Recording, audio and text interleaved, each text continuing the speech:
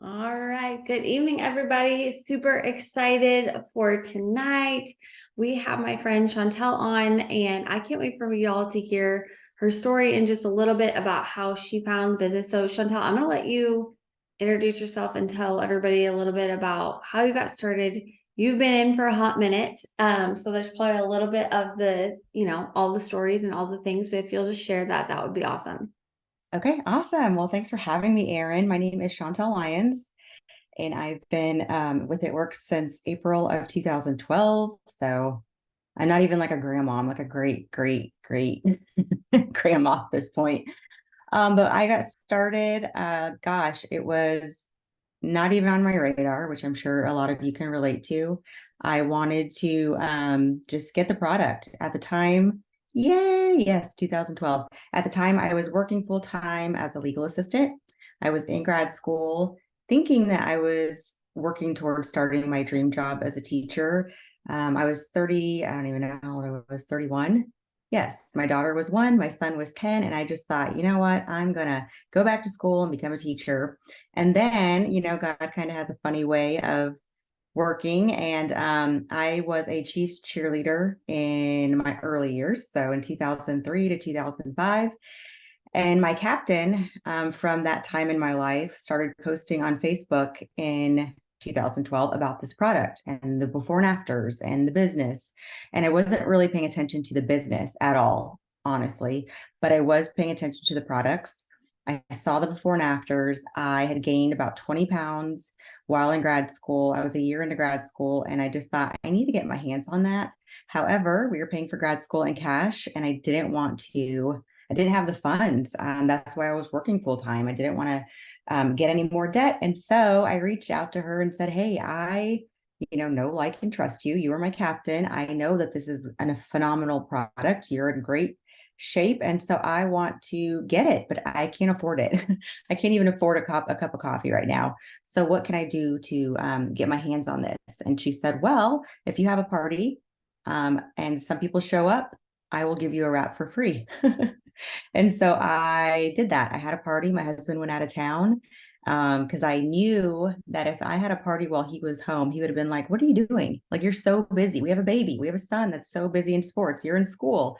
Like, we don't have time for parties. And so I waited till he went out of town and I had a party. Nobody bought, I think this is very important. Nobody bought a thing, you guys. So in all aspects, it was considered a failure. So my friend was packing up her stuff and she was leaving my house, and I wanted the product still, and I was going to become a loyal customer. I was like, you know what? I want that stuff. I got my free wrap. I can still support you. She literally opened the door and was walking out and turned to me and said, you can become a customer and make me money, or you can join the business for 40 bucks more and make yourself some money. And then she just left. She just left. And I sat there on my stairs. It was raining. And I just thought, what did she just do? Because then my mind started turning, and God intervened. And I got on Google and I looked up the company and I looked up the products. And then I looked up the CEO and I saw what he stood for. And I was like, okay, like, I don't ever want to wonder what if. I dove in head first and didn't know a thing. I'm an introvert. I'm a yellow. I was a sponge. Once I get my mind focused on something, I'll just get it done. Everything's figure outable. So I just figured it out along the way. And I got to ambassador in 15 months and brought my husband to presidential along the way. So that is my how I got started story in a nutshell. I love it. Okay, so let's talk a little bit about what, obviously business has changed and evolved over the years. What are the main ways that you're focusing on enrollments, and are you incorporating some of the things that like you used to do? Because I know, you've had this successful business, you've been in for 12 or 11 years. So talk a little bit about that, like how you had success, and maybe even talking about some of your enrollments from the past, because sometimes those things that come up, it's like, oh gosh, we need to do that, or it could just light a fire under somebody else. So maybe just talk about enrollments in general, but like flashing back, but then also now. Yeah. So in general, I hope this encourages some, but I have never, not even in that 15-month run to ambassador when I first joined, was a big enroller. I guess my gift, we all have gifts, right? Some of us are really great at being reds and just being assertive. That's not my gift. My gift is really pouring into the people I bring in and being very intentional with them and linking arms with them and matching their energy. And so I really brought on, oh, I love you, Gabby. I brought on the typical, back then it was steps to success. It is our, 4-in-1 or, 4-in-3, whatever you want it to be. But I was consistent with bringing in 3 distributors and 4 customers a month. Some months I brought in a little more, some months I brought in a little less, but that was my arrow that I was working towards, right? That was the target I was working towards hitting. And when I brought people on, I think this was really crucial. It wasn't just, okay, you're on and peace out. Like it was very, what are your goals? And it was like a long conversation. I matched energy. If somebody's goals were just earning some product, that is okay. If somebody's goals were just getting the product at a discounted price for themselves, that was okay. And so my goal when I enrolled somebody was figuring out what their goals were right then and there, because those can evolve over time, but never making them feel like they were less valuable if they didn't want to be like me and just go crazy, right? And go for it all, because that can shift at any point in time. Everyone's lives change every 6 months, whether that's, finances, moving, kiddos, jobs. It never stays the same. And so I loved people where they were. And I still think that's very valuable to this day. And I really focused on creating a really positive community within my team, setting a very strong precedent. It's like there is no gossiping. Our team has always been very loving and caring and such a strong foundation.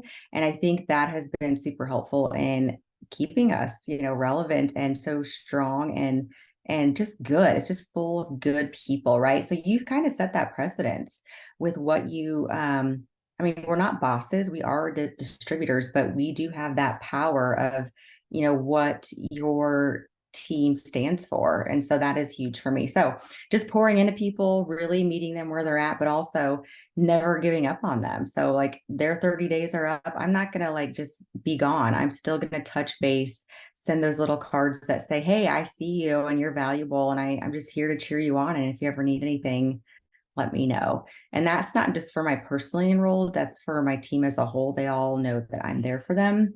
I think that it's just a matter of knowing how to divide your time once your team starts growing, especially when momentum hits like it did for me at such an early time in my business. It was overwhelming, but I was like, you know what? I asked for this, God, bring it.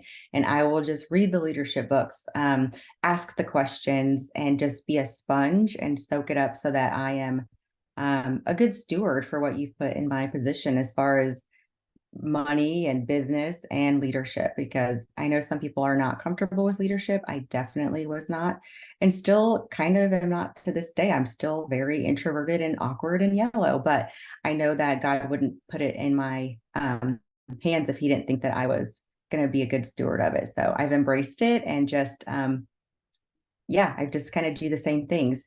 And to answer your question about enrollments now, for a long time, Erin, I mean, it'll be 12 years in April next year. And so for a long time, I was trying to just figure out all the things and reinvent myself and do stuff that felt uncomfortable. And so I think to a certain extent, it's important to, reevaluate and like ask yourself what's working and what's not working, but also to be coachable and not be hard-headed and say, well, this is just how I've always done it, so this is how it's going to be done. And so this month, actually, since Green Carpet, I've enrolled the most distributors in probably 5 or 6 years.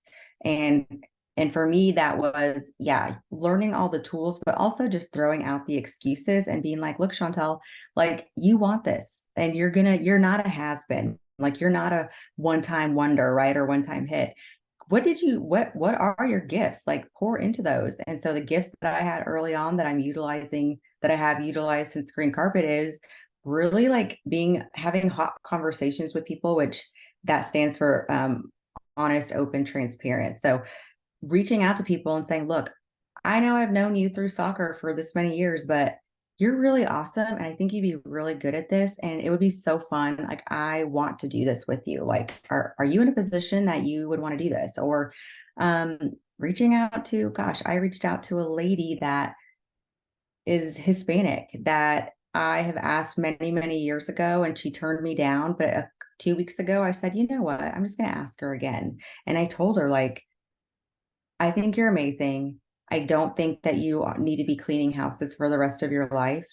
And if it's something that you're open to, I want to link arms with you and help you achieve whatever goals that you want out of this business. And she was open to it. And we met for coffee and talked about her goals and cried together. So just really honing in on being your true authentic self and realizing what your gifts are. And if you don't know what they are, ask on Facebook. I did that last week. I asked on Facebook what people thought of when they think of me. And it's very eye-opening to see what people think. And they're happy to share. So I just encourage you to be your true self, but also throw out the excuses and be honest. Like, if you're not working the business, don't like act like you are. Because if you're doing everything, you should have results coming in. And even if you are doing anything and you don't have results, maybe you just need to tweak something, right? And it doesn't have to be major, but ask somebody, like, this is what I'm doing and I'm still not having results. I'm really putting forth the effort. What do you think I should do differently? And be open to their suggestions or ideas without taking offense to it. I'm a really coachable person, even now to this day. I love hearing feedback and getting other people's opinions. I Sorry, love that's it. kind of Well, and long-winded. I think that's huge. Yeah, because I mean, at the end of the day, I think so much of this business can be like coachable things, right? Because a lot of it is the same. Um, sorry, I thought I heard somebody saying something, but maybe it's just me like being crazy No, and I wrong. heard it too. Okay. But having those moments where you're kind of reevaluating and different things, but then also being coachable. And this business is so much duplication that sometimes it can be like you can get in the rhythm of just the things, but not also being open to what you're seeing. And so I love that you said that. And I love that also acronym for hot conversations. Maybe drop a one in the chat if you can think of somebody right now that maybe you need to have a hot conversation with, maybe somebody that you've been nervous to talk to or have those conversations, or somebody that's been on your heart for years. Like she said, she reached out years ago. I think that that's huge. So did you ever have moments throughout your journey where you were maybe going through like some doubt, or maybe parts where you're like, oh, I don't know if I can have success? How did you work through those things? Like, what shifts did you make mentally to make sure that you kept moving and progressing forward? Well, in the beginning, my doubts were huge because, like I said, I didn't know anything about this industry or business. And I also, my sponsor is incredible. We're still really good friends to this day. But at the time, she had just started 6 weeks prior to me, and she wasn't really in a position where I was. I was kind of like, I need to do this and I need to do it fast and now. And she just didn't have that sense of urgency. It was summer, and she was just like, I'm going to enjoy my summer. Maybe I'll work this little cute business, at some point in the fall. And I was just like, I'm graduating in a year. And if I don't get this business off the ground, I'm going to have to become a teacher. And not to say that there's anything bad with becoming a teacher, but my goal in becoming a teacher was to have more time with my kids. And so my heart, if you can find that thing that tugs at your heart, that's what did it for me. Once your mind expands in anything in life, it can never go back. And so my mind caught the vision. Our kids used to come with a magazine. I don't know if yours did, Erin, but our kids came with a magazine, and 2 weeks after I started, I hadn't even opened my kit. I hadn't even logged into eSuite. I'm sure it still said I was on commission hold. I was the worst new distributor. And my sponsor even told me, like, I thought you were too busy. I didn't think you would do anything. I considered you just a box that I would have to fill for a promotion. And so I was staying up late studying. I was reading a history book, and I remember looking down at the ground and seeing the box there, and the wrapping was even still on it. And I opened it, and I read the magazine, and it was just like story after story, and it's all like great stories, but in my head, I thought they're all like so different, so different ages, different backgrounds. The only common denominator was that they all just like went for it, right? And I can do that, so why not? And so I literally dove in head first, went crazy. I'm sure people blocked me and unfriended me, but I was of the mindset of this is like my one shot, right? And if I don't do this now, like I don't want to ever have any regrets. And so, um, fast forward 3 months, we went to Disney World and we had saved for a year for that trip. And by the time we went to Disney World with our kiddos, we didn't have to touch the money we had saved because my commissions, I had hit diamond, I had built my husband to diamond. Our commissions were over what we made or had saved. And we landed, and my commissions got emailed to me, this is what you're getting paid. And up to that point, my husband was supportive, but he didn't really like get it. Like he kind of thought, this is cute. I don't know why you're doing it, but I'll support you because that's just kind of how we roll in our relationship. But we landed, and I'm a hot mess. I don't really like, and I don't say that as a bad thing. I'm like proud to be a hot mess because I think it gives people hope, right? But he is like very like a realist and business savvy and has his master's in business, and everything is very like black or white, whereas I'm the dreamer. Nothing has to make sense. I'll just grasp onto anything. And so we landed, and he said, this is wild, like you're literally making money while you're traveling on vacation and sleeping. I've heard about this in business school, when I was getting my business degree, but I never understood what it meant, and you are doing it. And that's kind of like where it shifted. Everything changed within 6 months. I was bringing in over 10,000 a month. I skipped triple on both his account and my account and went right to Prez, got 170,000 in bonuses, went ambassador at 15 months. It was intense. I've never felt more stressed in my life. I packed on 80 pounds in those 15 months just because I literally worked this business like my life depended on it, because that heart thing, right? I saw my son not having to go to daycare for spring break or for Christmas break or for Thanksgiving break or for summer. And that's what motivated me. And I'm really proud to say that, even now, almost 12 years later, he's a senior in college, hours and hours away, 22 years old. And if he calls and says, Mom, I just need you, I can hit the road and be there for him without any hesitation. My daughter was 1, so she doesn't know life any differently than me just being there. But for him, the 12 years that this business has given me with him, even now, is just that still is my heart. That still is what motivates me and keeps me going after so many people have quit and so many people have left. That and my team, I just love them so much, and this company and this business and all my sideline friends. Like it's just all encompassing. I love it all. It is a part of me, and I'm so proud to be a part of it.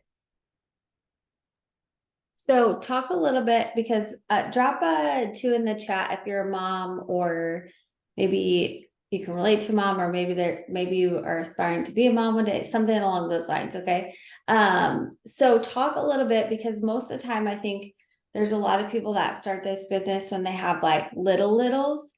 But maybe you can just talk a little bit about building the business, because you had a little, but then you also had a son that was in sports and activities and different things. So talk a little bit about just how you manage your time and making sure that you got things done. Cause I think that's always the biggest struggle, right? Is mom guilt. So maybe even you can just talk about that. Like, how did you build a successful business around having probably mom guilt on the regular? So talk a little bit about that. Cause I know that there's a bunch of moms that are going to be they're on here right now, or they're going to be watching this recording. I think if there's anything I could go back and change, because I did have that mom guilt, but I wasn't really taught, just because it was just all so new and I didn't really know anybody in the business. I was the leader. I didn't know any of my leaders. And so it was, I just like zoned everything else out in my life and just worked. So I got up and worked, and then I got ready for work, and then I went to work, and then I didn't have a lunch. So I worked.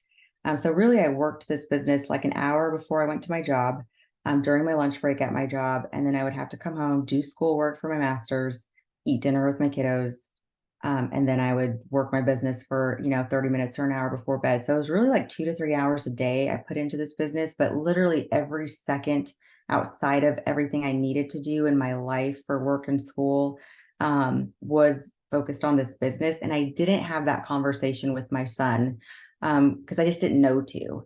And so I wish I would have been like, look, I am so sorry that I'm so absent right now, but everything I'm doing right now is for you. And if you ever need me, just let me know. Or I wish I would have set those boundaries, like been away so they weren't just seeing me on the couch on my phone, or like if I would have had a spot where it was just my work zone area. But I don't know how that would have changed anything. But at some point when he was like a teenager, he did get very like upset about it. Like, where were you and why were you gone? Now at 22, and he sees everything that it's done for our family, he gets it. But at the time, as a 10-year-old, he didn't. And so I wish I would have set those boundaries and had those conversations with him. Even with my husband, I wish I would have, because I was just like I said, nothing was going to stop me. I was just insanely focused on my goals. I also wish that, oh gosh, remind me again. What else did you add on to the question? Sorry. No, you're well, just mainly talking about mom guilt. I know I'll ask you like the one thing at the end, but if you have anything in regards to mom guilt, if not, I'll ask you another question. And so, as far as mom guilt, though, I think having that open communication and also just knowing that setting those boundaries was huge. I remember vividly, like we had phone calls, like there wasn't Zoom back then. So I would be on my speakerphone while loading the dishwasher, or I'd be sitting at my son's games, listening to Joel and Steph on a Monday night show me the money call. And so it was little things like that that I just squeezed in because that's what was motivating me. That's what I was getting to events. I just was like connecting with people. I was asking questions. I remember at one point I was 5 weeks in. I went, yes, Teresa, free conference call. That's what it was. I was 5 weeks in. I was in some giant page with a bunch of people that one of my uplines had. And I asked a very simple question and it went viral. I said, I'm Ruby. I don't even know how I went Ruby. I'm 5 weeks in. What are your ranks and checks? And how long have you been in? And little by little, all these people were answering, like, I've been in 4 months, I'm a diamond. Like, it just was like the standard was set. Like, there was no like, oh, it's going to take it. Everyone just went diamond at 3 or 4 months. Everyone just did the stuff. Everything was just figure outable. There was no hand holding. And so it was like, I just was like, I can do this. All these people live right down the street from me. I don't know them, but they live right down the street from me in little Missouri. And so that just really opened my eyes to A, the potential, and B, just how many people were winning with this business and how amazing our products were. They weren't consumable. They're still not. I mean, they are consumable. Prior to that, I had sold like jewelry and candles and just weird stuff like that you can't eat, right? This product, it was just, our products are incredible. They are consumable. They are for everybody 18 and up, like men and women. It was mind blowing. And then the overhead and the potential, which we all still have now. And it's even better because John and Sherry Lynn are insanely smart. I mean, what they're doing, I told them a couple weeks ago after green carpet, like, this is even better than when I first started. And so if you don't already know, I hope you get that feeling right now. And I hope you grab the bull by the horns and just go for it. Be that Shauntel in 2012, because you don't want to have any regrets. What's going to happen in the next 6-12 months is bonkers. And I just want everybody to get a piece of that because it's there for the taking. We are all literally sitting on a pot, like on a mountain of gold. And it does not matter who you are, what you did yesterday. Like every day is a fresh start, clean slate, and you can absolutely be majorly successful with this business today if you start. So don't wait. I love it. Okay, so final question. You started to answer a little bit, but um so one question I always ask at every single Zoom is if you could go back and tell yourself one thing or one piece of advice or one thing you wish you could change, or maybe that thing that you're like, gosh, I wish I would have known this. What would that be for you?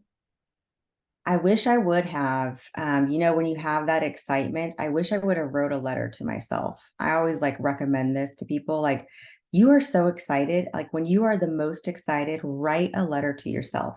Write about everything you want to achieve, all of your goals. But also, and I say this because this business is, it can be hard. I mean, it gets lonely. I am by myself. I've been working from home. It's such a blessing. I'm so grateful. I literally wake up every day like, how is this my life? But also on the other side of that, we are our own bosses. There is nobody that's like telling me, good job, Shauntel, or wake up at this time, or you need to get this done for your business today. And that's hard for me because I am not a natural leader. I'm a follower. I want somebody to tell me what to do. And I want somebody to pat me on the back and say, I'm proud of you. You're doing good. And you just don't get that when you are a leader, unfortunately, especially when you've had so many people quit in your upline. And so I wish I would have done that because there are going to be hard days. It cannot always go up, up, up. There are ebbs and flows. You are going to be really hurt by some decisions people make. And I was not, as somebody that's very emotional and takes things very personal, and I just have a high moral compass. And so when I see people do certain things, it hurts and I cry and I'm so sensitive and tender. And I wish I would have known that that was going to just be a part of this. And it's not like bad people, it's like people move on and that happens. I just am not one of them. I'm very like devoted to this company and our products. And when people quit and you have a giant, and you've stuck it out, God blesses that, right? Like that compression is bonkers on your paycheck. And so I need to like, there are certain times, you take things and think of it with your heart, right? But for the most part, I really have to work towards making business decisions and thinking about things in a business manner. Most of the time. Now, there are people that have left that I'm still completely good friends with. And that just tells me that they were meant to be in my space and we were meant to be friends beyond the business. But yeah, just having that business mindset and really just prepping my heart to be hurt at some point because it's just going to happen and people don't mean to, and it's not always intentional, but it's just a part of it. Like you become like family and you just love your team and you love your people.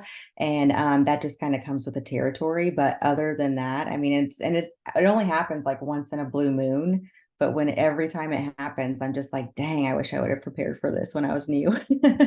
Because the first time it happened, I was like, you would have thought that I don't even know that somebody like hurt one of my children. I just was devastated. And now when it happens, I'm kind of not immune to it, but it's just not that big of a deal, right? It's just like, oh well, they're lost, but I got to focus on who's still here. So that's what I would say is write yourself a letter. Why are you doing this? What are your goals? And the other thing is keep reevaluating your goals. When I started, I wanted product. And then I was like, you know what? I want to go for Ruby. Oh, well, I'm going to go for Diamond. And yeah, I think I'm going to be in that magazine. And gosh, I want to go on this trip or I want to be in top 20.